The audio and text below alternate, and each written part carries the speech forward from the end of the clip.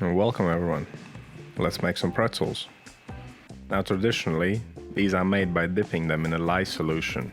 Lye is a very dangerous chemical, which I certainly can't be bothered to use at home. So we'll treat these pretzels similarly to bagels, by boiling them to achieve kind of a similar crust. And there's nothing wrong with a nice soft pretzel. These were delicious, trust me. And accompanied with some sausages and mustard and beer, they were perfect. And as always, you'll find all the details down in the description box. Now let's see what equipment we'll need. A baking tray with non-stick paper. We'll need another tray with a rack for draining the pretzels, a bowl, scales, scraper, temperature probe, a brush. We'll need a pot for boiling and a slotted spoon for fishing them out. Now on to the ingredients. We'll need some strong white bread flour, some water, some yeast, salt, a malt powder, this is optional. We'll need some soft butter and an egg. So for boiling, I'm going to use some malt syrup, but you can also use honey. Now my kitchen is around 23 degrees C, so I want my water to be around 18 to keep the dough temperature low. So let's begin and get your bowl, add your water, then add the yeast and let it hydrate for a second. Then in with the malt powder, the salt. You can add the butter now as well. Normally when making bread, it's advisable to add fats later on in the process, but because we are only using a little bit of butter, it's fine to add it now. Then give it a good mix and add the flour. Now grab your scraper, or do this by hand. Just mix your dough in the bowl until you don't see any more dry flour. As you can see here, I started off with a scraper, then continue with my hand. Doesn't really matter. Just bring it together, and once you're happy with it, tip it out on your table. This is quite a dry dough, so I'm going to use a regular kneading method. What I like to do is press down and forwards with the heel of my right hand, and using the fingers of my left hand, I fold the piece of dough under the heel of my right hand, then turn and repeat. This is quite an easy dough to work with, and it should not take more than 5 to 7 minutes of kneading. You can also use a mixer for about 4 minutes on medium speed. In any case, once you get some gluten going and you're happy with the dough, bring it into a bowl, and then we can pop it into our bowl and take the temperature, ready for proofing. 26 degrees Celsius is just about where I want to be. Now cover the dough up to prevent it from drying out, and we'll leave it to ferment. It'll take around 45 minutes. And after the first proof, we'll give it a fold. Now to perform a fold, what you want to do is tip the dough out on your table, stretch it out a little bit, and then fold the edges over the middle, going around in a circle until you reach the point where you started.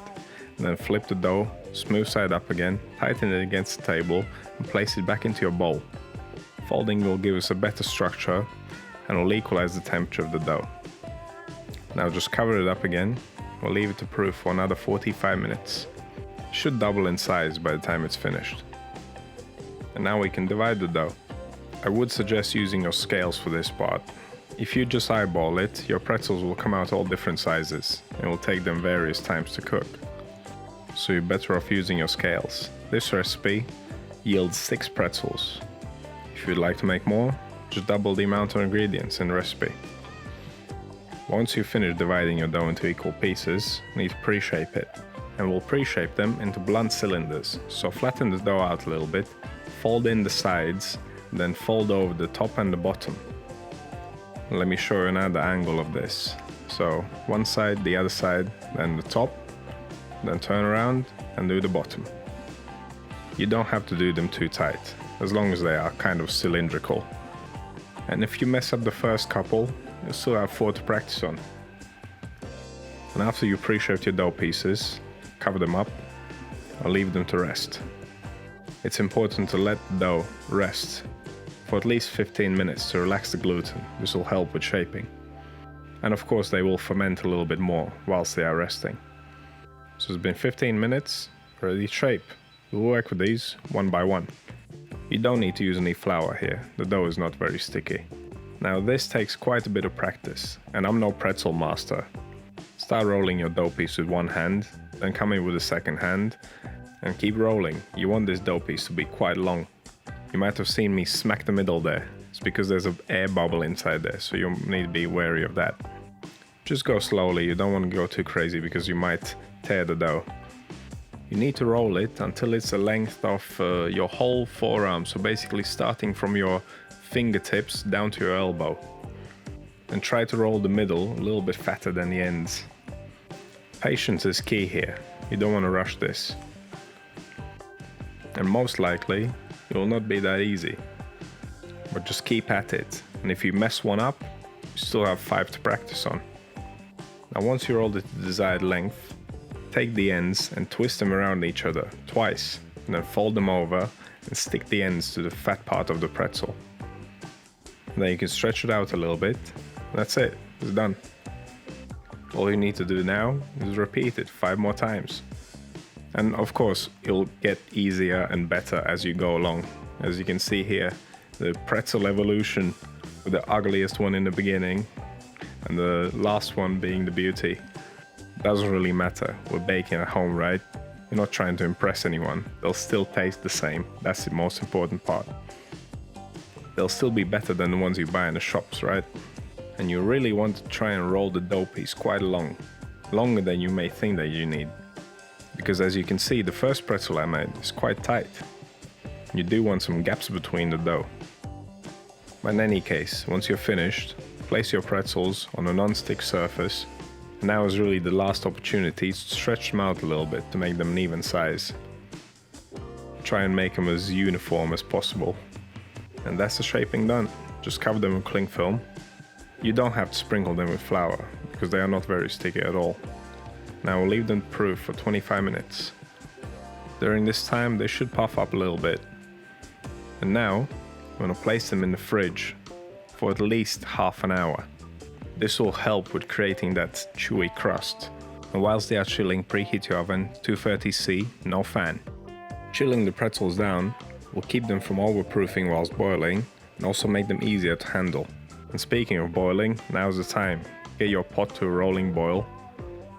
Now add a large tablespoon of malt syrup in my case, or you can use honey if you don't have malt syrup. Have a draining rack ready. Have your slotted spoon ready for fishing your pretzels out. Ideally you want to use a large, wide pot so you can fit more pretzels at once. But this is what I had, so I'll just do 3 at a time. So in your boiling water, gently in go the pretzels, and they will not take long at all. You want to boil them for around 30 seconds on one side. They will really puff up in the water.